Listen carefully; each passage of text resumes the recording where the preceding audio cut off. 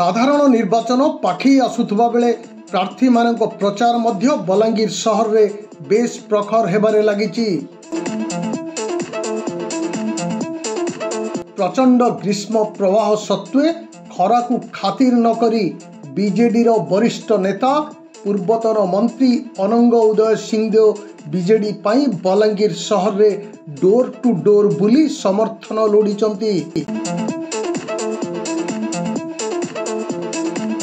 तांको सह बलांगीर पौर परिषद अध्यक्षा श्रीमती लिका साहू एवं शह शह बीजेडी नेता कर्मकर्ता माने मध्य सामिल थिबा देखिबा को मिलिछि।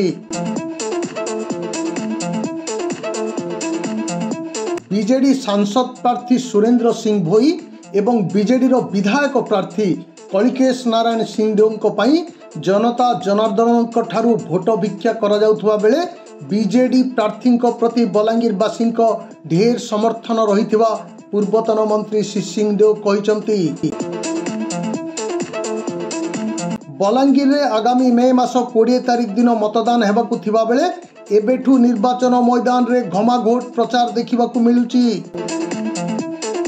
डोर टू डोर प्रचार करूछु बीजेडी लागी कलिकेश लागी आ सिंह भाई साहब लागी दुई जन को लगी आम प्रचार करुचु।